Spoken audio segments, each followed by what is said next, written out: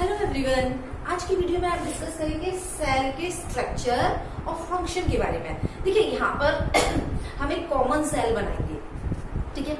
तो जो part animal cell में होंगे उसको हम अलग से मेंशन करेंगे और जो पार्ट एनिमल सेल में नहीं होंगे, केवल और केवल प्लांट सेल में होंगे, उसे हम अलग से मेंशन करेंगे। इससे आपको दोनों में, एनिमल सेल और प्लांट सेल में डिफरेंस पता चल जाएगा। इसके बाद जितने भी ऑर्गेनिल्स होंगे, ठीक है, उनका एक एक मेन फंक्शन हम इसमें बताएंगे और बाकी का डिटेल में अलग से बताएंगे नेक्स्ट वीडियो में। तो चलिए स्टार्ट करते हैं हम वीडियो। तो ये है सेल के चारों तरफ की बाउंड्री। क्या है ये? सेल के चारों तरफ की बाउंड्री। देखिए आपका रूम होता है, रूम के चारों तरफ दीवार होती है, ठीक है। इसे हम क्या बोलते हैं? वॉल। क्या बोलते हैं? वॉल। उसी तरह से जो हमारी सेल है, क्या उसके चारों तरफ वॉल नहीं होगी? होगी ना। तो इसको हम बोलते हैं, इस वॉल को हम क्या बोलते हैं बेटा? इस वॉल को हम क्या बोलते हैं? होगी तो ये वॉल, लेकिन क्योंकि ये सेल की वॉल है, रूम की वॉल नहीं है, इसीलिए इसे हम बोलेंगे सेल वॉल। क्या कहेंगे? Cell wall. देखिए सेल वॉल में सबसे मेन आपको ये याद रखना है कि सेल वॉल केवल और केवल प्लांट सेल्स में होती है। एनिमल सेल्स में, यानी कि हमारे अंदर, आपके अंदर, बंदर के अंदर, इन सब के अंदर, गाय के अंदर, पैरेट के अंदर एनिमल सेल वॉल नहीं होती। तो सेल वॉल किसमें होती है? केवल और केवल प्लांट सेल में। ओके, इसका काम क्या है? इसका फंक्शन क्या है? इसका जो मेन फंक्शन है वो है प्रोटेक्शन। क्या है? प्रोटेक्शन। जैसे आपकी जो रूम की वॉल है, ओके, जिसमें आप बैठे हुए हो, वो क्या करती है? आपको प्रोटेक्ट कर रही है। आंधी आए, बारिश आए, उन सबसे आपको बचा रही है, प्रोटेक्शन कर रही है। ठीक सेम वैसी ही सेल वॉल होती है। ये सेल को हर तरह की बाहर की प्रॉब्लम से बचाती है।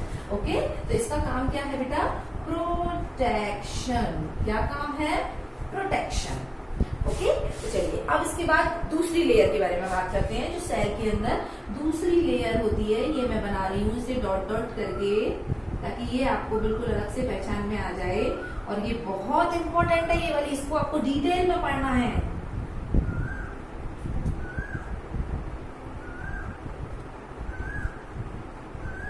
इसका नाम क्या है? इसका नाम क्या है? ये जो सेल वॉल है ना, ये उसके बाद अंदर की तरफ एक और होती है, ठीक है। इसका नाम क्या है? Plasma membrane. क्या नाम है इसका? Plasma membrane. क्या नाम है? Plasma membrane. देखिए ये प्लाज्मा मेम्ब्रेन हमारे पास भी है, आपके पास भी है, प्लांट सेल के पास भी है, यानी कि ये एनिमल और प्लांट्स सब में प्रेजेंट होती है। तो प्लाज्मा मेम्ब्रेन किसमें होती है? एनिमल, प्लांट्स एंड एनिमल्स, ठीक है। देखिए मैं एक कॉमन सेल का डायग्राम बता रही हूँ और उसमें मैं आपको प्लांट सेल में क्या क्या है वो भी बताती जा रही हूँ और एनिमल सेल में क्या क्या है वो भी बताती जा रही हूँ। तो अगर आपके एग्जाम में प्लांट सेल का डायग्राम बनाने को आए तो आपको सेल वॉल बनाना है, लेकिन अगर आपके एग्जाम में एनिमल सेल का डायग्राम बनाने को आए तो आपको सेल वॉल नहीं बनाना, ठीक है। क्योंकि मैंने एनिमल सेल में आपको पहले बता दिया था कि केवल प्लांट सेल में होता है सेल वॉल, एनिमल सेल में नहीं होता। बट मैं कॉमन डायग्राम आपको बनाकर पूरा समझाने वाली हूँ। तो चलिए प्लाज्मा मेम्ब्रेन के फंक्शन क्या है? देखिए प्लाज्मा मेम्ब्रेन का क्या फंक्शन है? देखिए सेल वॉल तो ऐसी है जो बाहर से ज्यादातर मॉलिक्यूल सेल के अंदर आ जाते हैं सेल वॉल को पार करके। समझ में आ रहा है? बाहर से, सेल के बाहर जितनी भी मॉलिक्यूल्स हैं वो सेल वॉल को तो पार करके आ जाते हैं, लेकिन जो असली चेकिंग होती है उनकी, वो यहाँ होती है प्लाज्मा मेम्ब्रेन पर। किस पर होती है? प्लाज्मा मेम्ब्रेन पर। यहाँ उनकी असली चेकिंग होती है। इसको पार करना हर एक किसी की बस की बात नहीं है। जो हमारी सेल के लिए चीजें अच्छी होती हैं, फायदेमंद होती हैं, वो प्लाज्मा मेम्ब्रेन को पार कर पाती हैं और अंदर जा पाती हैं। और जो हमारी सेल के लिए चीजें अच्छी नहीं होती, ठीक है, फायदेमंद नहीं होती, वो इस प्लाज्मा मेम्ब्रेन को पार नहीं कर पाएगी। तो आपको समझ में आ गया कितनी इंपॉर्टेंट है ये हमारी सेल के लिए। ये ना हो तो कोई भी अंदर आ जाए, ठीक है। तो समझ में आ गया। That's why it is called selectively permeable membrane. क्यों बोलते हैं इसको सेलेक्टिवली परमिएबल मेम्ब्रेन? क्योंकि ये मॉलिक्यूल्स को सेलेक्ट कर करके अंदर आने देती है। कैसे कर करके? सेलेक्ट कर करके। जैसे कि आप किसी फेमस जगह पर, किसी फेमस मंदिर में जाओ, जैसे श्री कृष्ण जन्म स्थान पर, तो वहां आपकी चेकिंग होती है कि नहीं? तो जो मंदिर के लिए अच्छे लोग हैं, यानी कि जिनके हाथ में बॉम्ब, पिस्तौल ये सब नहीं है, उनको तो अंदर आने देते हैं, और जिनके हाथ में ये सारी चीजें हैं उनको बाहर से ही भगा देते हैं। तो सेम ऐसी ये होती है, ठीक है? ये क्या होती है? चेकिंग करती है ये मॉलिक्यूल्स की, और जो फायदेमंद है उनको अंदर आने देती है, और जो बेकार के हैं, सेल को खराब कर देंगे, उनको बाहर से ही भगा देती है। तो ये क्या है? Selectively permeable. Selectively permeable. Okay, देखिए यहाँ परमिएबल आपने फर्स्ट टाइम सुना होगा वर्ड। परमिएबल का मतलब परमिएबिलिटी से मतलब होता है अंदर और बाहर आने जाने को परमिएबल बोलते हैं। ओके, तो चलिए हमारी ये भी हो गई सेल मेम्ब्रेन। ठीक है, अब चलिए हम यहाँ पर बनाते हैं सेल के सेंटर में, यहाँ पर एक बहुत इंपॉर्टेंट चीज होती है, वेरी इंपॉर्टेंट। इसको हम क्या बोलते हैं? न्यूक्लियस बोलते हैं। इसको क्या बोलते हैं? न्यूक्लियस। क्या बोला हमने से? न्यूक्लियस। इसे अच्छी तरह से याद कर लीजिए, क्योंकि ये सेल का ब्रेन होता है। इसको हम क्या बोलते हैं? Brain of the cell. Brain of cell. देखिए, मैं आपको फिर से ये चीज बता रही हूँ कि प्लाज्मा मेम्ब्रेन, न्यूक्लियस और भी बहुत सारी चीजें जो मैं इसको बनाऊंगी, इन सबके बारे में डिटेल में आप पढ़ेंगे, लेकिन नेक्स्ट वीडियो में। अभी मैं सिर्फ आपको ट्रेलर दे रही हूँ, ठीक है? पिक्चर अभी बाकी है। तो ये क्या हो गया? न्यूक्लियस। इसको ब्रेन ऑफ द सेल क्यों कहते हैं? ऐसा क्या है कि इसको ब्रेन ऑफ द सेल कहते हैं? तो आपका ब्रेन क्या करता है? आपका ब्रेन आपकी पूरी बॉडी को कंट्रोल करता है। आपके ब्रेन के पास इंफॉर्मेशन है। क्या है? इंफॉर्मेशन। जो मैं पढ़ा रही हूँ वो इंफॉर्मेशन, आपकी बॉडी के लिए क्या अच्छा है, क्या बुरा है, उसकी इंफॉर्मेशन आपके ब्रेन के पास है। आप आग के पास जाओगे लेकिन उसे छुओगे नहीं, क्योंकि आपके ब्रेन के पास इंफॉर्मेशन है कि छुएंगे तो जल जाएंगे। ओके, तो यानी कि आपकी ब्रेन दो काम कर रहा है। एक तो आपके ब्रेन के पास इंफॉर्मेशन है, ठीक है? दूसरा, आपका ब्रेन आपकी पूरी बॉडी को कंट्रोल कर रहा है। मुझे अपना ये हाथ कैसे चलाना है, मुझे अपना ये हाथ कैसे चलाना है, पैर कैसे चलाना है, बोलना क्या है, क्या नहीं बोलना, ये सारी इंफॉर्मेशन आपके ब्रेन से कंट्रोल हो रही है। तो उसी तरह से सेल को भी तो ब्रेन चाहिए, सेल को भी तो कोई कंट्रोल करेगा। तो ये क्या होता है? न्यूक्लियस क्या करता है? कंट्रोल करता है, सेल के सारे फंक्शंस को कंट्रोल करता है न्यूक्लियस, ठीक है? और साथ ही साथ इसके पास इंफॉर्मेशन होती है इस चीज की, सेल के अंदर क्या क्या बनेगा, क्या क्या नहीं बनेगा, इसकी पूरी इंफॉर्मेशन इसके पास होती है। न्यूक्लियस के पास आपकी हाइट कैसी होगी, आपके बाल कैसे होंगे, आपकी आंखें कैसी होंगी, आपकी नाक कैसी होगी, आपकी बॉडी में कौन कौन से एंजाइम्स बनेंगे, ठीक है? ये सारी इंफॉर्मेशन, आपकी सेल्स कैसी होंगी, ये सारी इंफॉर्मेशन आपके न्यूक्लियस में होती है। अब इतना सब कुछ इंफॉर्मेशन है इसके पास, इतना सब कुछ कंट्रोल करता है ये, तो इसे ब्रेन अगर हमने कह दिया सेल का, तो इसमें क्या गलत है? तो समझ में आ गया आपको? इसके बारे में भी आप डिटेल में पढ़ेंगे, ठीक है, नेक्स्ट वीडियो में। तो न्यूक्लियस का क्या है? Brain of the cell. अच्छा, इसमें मैं एक चीज और बता देती हूँ आपको कि सेल के अंदर जो न्यूक्लियस है, इसमें ना आपका जेनेटिक मटेरियल होता है, जिसको हम बोलते हैं डीएनए। क्या कहते हैं? जेनेटिक मटेरियल है ये आपका। क्या है? Genetic material. अब ये जेनेटिक मटेरियल क्या होता है? जेनेटिक मटेरियल क्या होता है? देखिए, जेनेटिक मटेरियल वो है जो आपके पेरेंट्स से आपके पास आया है, आपसे आपके बच्चों में जाएगा, उनसे उनके बच्चों में जाएगा, जनरेशन टू जनरेशन ट्रांसफर होता है। ओके, इसीलिए इसी की वजह से ही कैरेक्टर भी जनरेशन टू जनरेशन ट्रांसफर होते हैं। चलिए अब आगे बढ़ते हैं इसमें। तो आगे हम इसमें पढ़ने वाले हैं बेटा बहुत इंपॉर्टेंट, दैट इज, एक नहीं कई सारे होते हैं ये सेल में, और इनको हम बोलते हैं माइटोकॉन्ड्रिया। क्या कहते हैं? माइटोकॉन्ड्रिया। क्या कहते हैं? माइटोकॉन्ड्रिया। इनका क्या फंक्शन होता है सेल में? तो सबसे पहले मैं एक चीज और बता दूं आपको कि माइटोकॉन्ड्रिया एनिमल सेल और प्लांट सेल दोनों में होते हैं, यानी कि ये आपको दोनों में बनाना है, plant cell and animal cell. अरे हमने ये तो आपको बताया नहीं कि न्यूक्लियस किसमें होता है, तो ब्रेन के बिना कोई सेल हो सकती है क्या? नहीं हो सकती ना, तो ये भी दोनों में होता है, प्लांट एंड एनिमल। ओके, तो माइटोकॉन्ड्रिया के बारे में बात कर रहे थे कि माइटोकॉन्ड्रिया प्लांट सेल और एनिमल सेल दोनों में होते हैं। इसका फंक्शन समझिए। देखिए, इसका फंक्शन सबसे मेन है, वो क्या है कि ये आपकी बॉडी के लिए नोट बनाता है। क्या बनाता है? Note, energy currency of the cell. यानी कि आपकी बॉडी में देखिए जितने भी काम होते हैं वो सब एटीपी से होते हैं। किससे होते हैं? एटीपी से। किससे होते हैं? एटीपी। अब ये एटीपी क्या है? ये समझ लीजिए कि जैसे हमारे सोसाइटी में पैसा होता है ना, ठीक है, सारे काम उससे होते हैं। आपको चॉकलेट लेने जाना है तो आप उसको पैसे देने पड़ेंगे, तब आपको वो चॉकलेट मिलेगी। ठीक है, आपको बाजार से कोई राशन का सामान लेने जाना है तो आपको पैसे देने पड़ेंगे, तो आपको वो चीज मिलेगी। कुछ भी चीज अगर आपको बाजार से खरीदनी है तो पैसे देने पड़ेंगे। ठीक है, सेम सेल के अंदर भी पैसा होता है। ये क्या होता है? इसे नोट कर लीजिए, पैसा। क्या होता है ये? पैसा। तो ये क्या करता है कि अगर आपको अपनी सेल में कोई भी काम करवाना है, ठीक है, किसी से भी, तो उसको क्या करना होता है? पहले एटीपी देनी पड़ती है, तब वो काम होता है। वहां पर क्या देना पड़ता है? एटीपी। इसके बिना सेल में कोई काम नहीं होता। इसको हम क्या बोलते हैं? Energy currency of cell. क्या बोलते हैं? Energy currency of cell. और ये एटीपी कौन बनाता है? माइटोकॉन्ड्रिया। क्या बनाता है? माइटोकॉन्ड्रिया। तो मैं यहाँ लिख देती हूँ फॉर्म एटीपी। ठीक है, एटीपी की full form adenosine triphosphate. Detail में पढ़ोगे नेक्स्ट वीडियो। ठीक है, तो आपको माइटोकॉन्ड्रिया का फंक्शन समझ में आ गया। तो सबसे मेन फंक्शन इसी का है, क्योंकि पैसा अगर ये नहीं बनाएगा तो सेल तुम्हारी चलने वाली नहीं है। तो पैसे की तो जरूरत सबको होगी, प्लांट सेल को भी होगी भाई, और एनिमल सेल को भी होगी। तो ये तो दोनों में हुए ना, प्लांट सेल में और एनिमल सेल में। चलो नेक्स्ट है यहाँ पर ये मैंने यहाँ पर बनाए हैं क्लोरोप्लास्ट। क्या कहते हैं इनको हम? क्लोरोप्लास्ट। तो क्या है बेटा ये? क्लोरोप्लास्ट। Very important. बट ये क्लोरोप्लास्ट केवल और केवल प्लांट्स में होते हैं।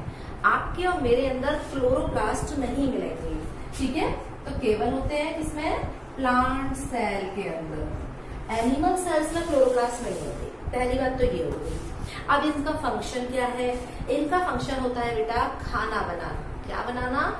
खाना बनाना।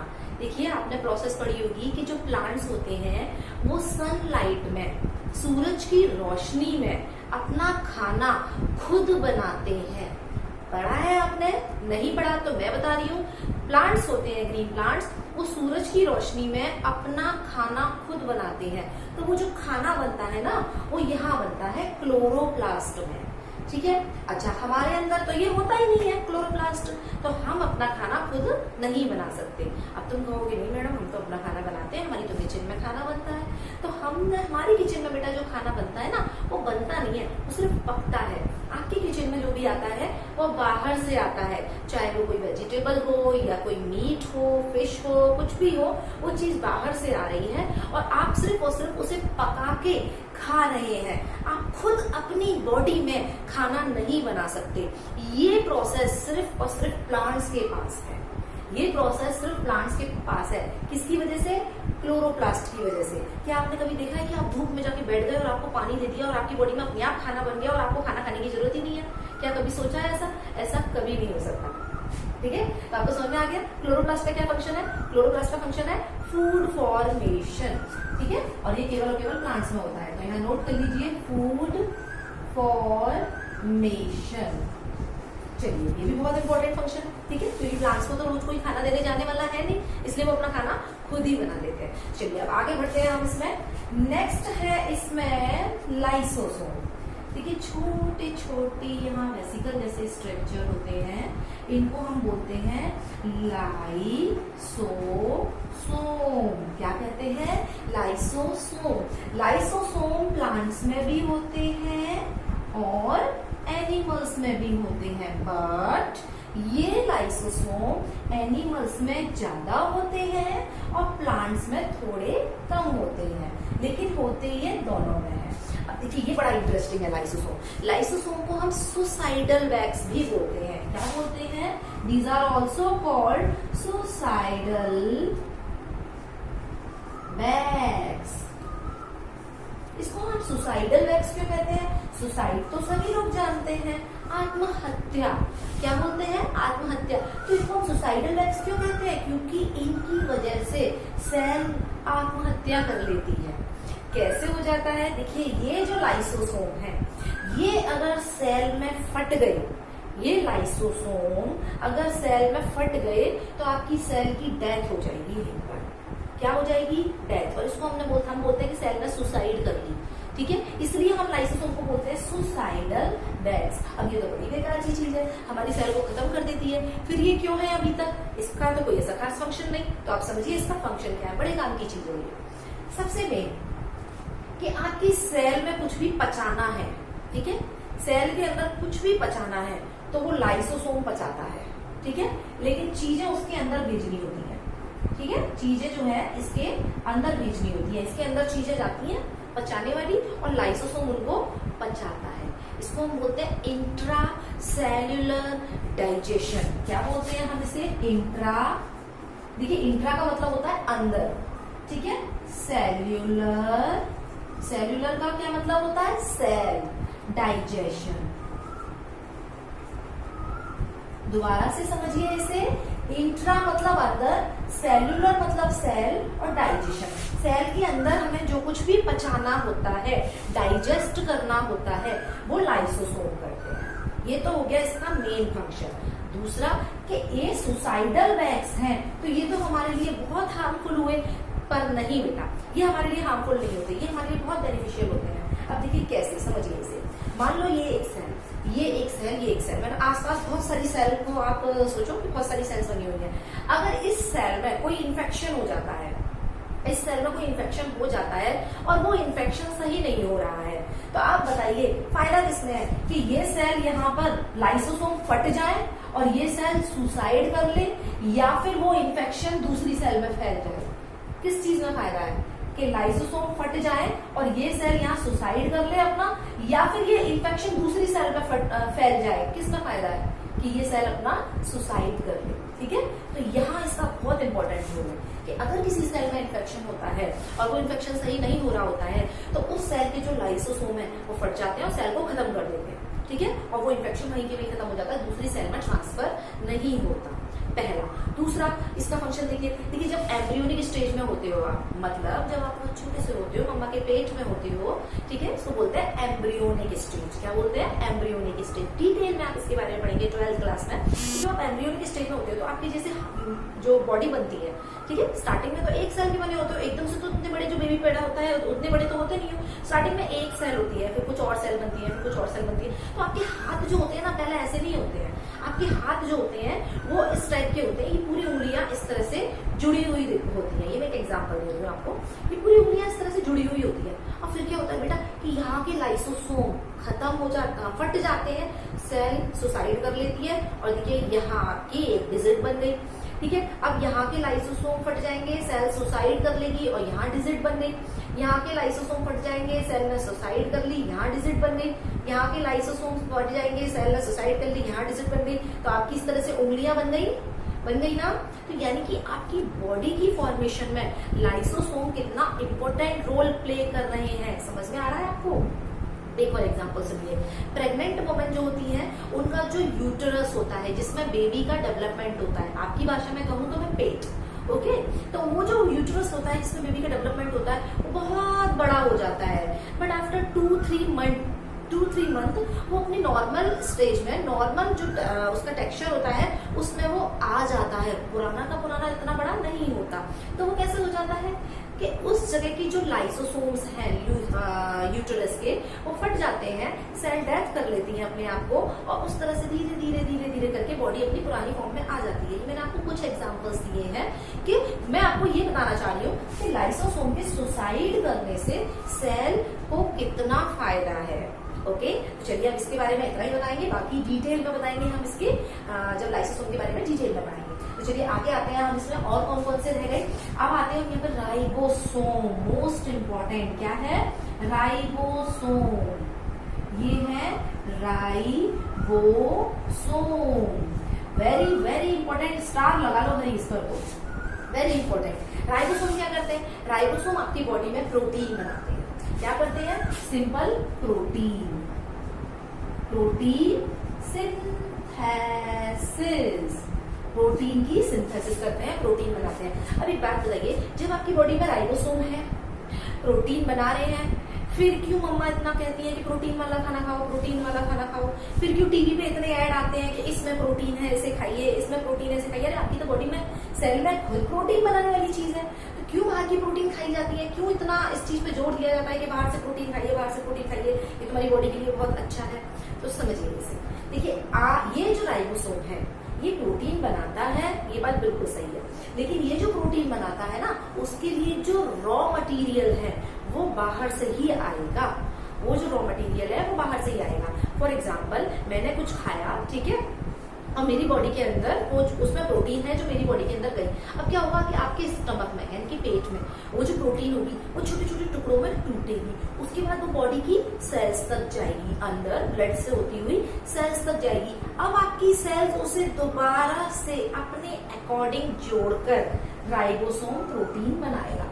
तो आपको समझ में आ गया कि आपकी बॉडी जो सेल जो है जो प्रोटीन बना रही है ना, प्रोटीन सिंथेसिस जो कर रही है सेल, उसके लिए जो रॉ मटेरियल है, उसके लिए जो सामान है वो बाहर से आता है, बनाता आपकी ही बॉडी है। वो बाहर से जो आता है ना वो आपके अंदर जाके टूट जाता है, टूटा टूटा जो पार्ट है वो राइबोसोम के पास जाता है और फिर राइबोसोम उसे अपने अकॉर्डिंग जोड़ के फिर प्रोटीन बनाता है। तो आपको समझ में आ गया व्हाट इज प्रोटीन सिंथेसिस, ठीक है। राइबोसोम, और ये तो बेटा बहुत डिटेल में पढ़ने वाले हो आप अगर 12th क्लास में बायोलॉजी लेते हो तो चलिए ये हो गया प्रोटीन सिंथेसिस। इसके बाद हम आपको दो और इम्पोर्टेंट बता देते हैं यहाँ पर। एंडोप्लाज्मिक रेटिकुलम, क्या है ये? Endoplasmic reticulum. कुछ एंडोप्लाज्मिक रेटिकुलम तो बेटा ऐसे ही पड़े होते हैं और कुछ यहाँ न्यूक्लियस से लगे हुए होते हैं, ठीक है। इनको हम बोलते हैं एंडोप्लाज्मिक रेटिकुलम, शॉर्ट में इनको हम ER भी बोलते हैं। ये बेटा दो टाइप के होते हैं। कितने टाइप के? दो टाइप के। एक तो होता है SER मतलब स्मूथ एंडोप्लाज्मिक रेटिकुलम, और एक होता है RER मतलब रफ एंडोप्लाज्मिक रेटिकुलम। इसको मैं पूरा नाम लिख देती हूँ, एंडोप्लाज्मिक रेटिकुलम। तो चलिए पढ़ते हैं इसके बारे में कि what is smooth endoplasmic reticulum and rough endoplasmic reticulum. ये एक कागज है, ठीक है, इसे समझिए आप एंडोप्लाज्मिक रेटिकुलम। अगर इस कागज पे मैं कुछ दाने दाने डाल दूं, फॉर एग्जांपल राई के दाने, ठीक है, मैं राई के दाने डाल दूं उस पर, तो इसकी सरफेस आपको कैसी लगेगी? अगर आप हाथ लगाओगे तो स्मूथ लगेगी या रफ लगेगी? रफ लगेगी ना, ठीक है। तो ये तो हो गया आपका rough endoplasmic reticulum. Rough endoplasmic ribosome present होते हैं। कौन प्रेजेंट होते हैं सरफेस पे? राइबोसोम प्रेजेंट होते हैं। Ribosome present. और स्मूथ एंडोप्लाज्मिक रेटिकुलम की सरफेस एकदम स्मूथ है, उस पर कोई राइबोसोम प्रेजेंट नहीं होती। ओके, तो इस पर राइबोसोम क्या? एब्सेंट। तो यहाँ राइबोसोम प्रेजेंट होते हैं बेटा, रफ एंडोप्लाज्मिक रेटिकुलम, और यहाँ पर एब्सेंट होते हैं। पहला तो एक। अब इनके फंक्शन, तो देखिए इस पर तो मुझे फंक्शन बताने की जरूरत ही नहीं है, जब मैं कह रही हूँ कि इस पर राइबोसोम प्रेजेंट है, और राइबोसोम का मैं आपको पहले ही फंक्शन बता चुकी हूँ, प्रोटीन सिंथेसिस। प्रोटीन सिंथेसिस, तो यानी कि RER रफ एंडोप्लाज्मिक रेटिकुलम का फंक्शन क्या हुआ? Protein synthesis. ओके, तो चलिए आप आ जाइए, स्मूथ एंडोप्लाज्मिक रेटिकुलम का क्या फंक्शन हुआ? Lipid synthesis. लिपिड सिंथेसिस, यहाँ मैंने शॉर्ट में इसको लिख दिया है। What is the function of SER? Lipid synthesis. Lipid क्या होता है बेटा? फैट। लिपिड क्या होता है? फैट। ये आपकी बॉडी में फैट बनाता है, ठीक है, लिपिड सिंथेसिस करता है। आपकी बॉडी में लिपिड की भी बहुत जरूरत होती है, ये मत समझना कि लिपिड से सिर्फ मोटे होते हैं लिपिड की बहुत जगह जरूरत होती है। तो ये हो गया लिपिड सिंथेसिस या फैट बनाता है। और राइबोसोम प्रेजेंट है, तो इसका क्या फंक्शन होगा यहाँ पर? प्रोटीन। क्या बनाएगा ये? प्रोटीन। ओके, तो ये एंडोप्लाज्मिक रेटिकुलम हो गया। इसके बारे में भी डिटेल में हम आपको बताएंगे अलग से वीडियो में, ठीक है। अच्छा, अब नेक्स्ट है यहाँ पर गोल्जी बॉडी। यहाँ पर हम बनाते हैं, स्पेस तो बेटा बचा नहीं है, चलिए यहाँ बना देते हैं थोड़ा सा। ये है आपकी गोल्जी बॉडी। क्या है ये? Golgi body. ये गोल्जी बॉडी क्या करती है? ठीक है, इसको बोलते हैं असेंबलिंग फैक्ट्री ऑफ सेल। क्या बोलते हैं इसको हम? assembling factory of cell। अब इसे हम गोल्जी बॉडी को असेंबलिंग फैक्ट्री क्यों कहते हैं? देखिए, आप एक कंप्यूटर बनाने वाली जगह पर जहाँ कंप्यूटर बनता है वहां चले जाइए, ठीक है, या आप अपने घर पर, ठीक है, माउस ले आइए, कीबोर्ड ले आइए और मॉनिटर ले आइए, ठीक है, वायर जितने होते हैं वो ले आइए, सीपीयू ले आइए और इन सबको लाके आप अपने यहाँ पर रख दीजिए। क्या आपका कंप्यूटर चल जाएगा? चल जाएगा? नहीं चलेगा। आपको क्या करना पड़ेगा?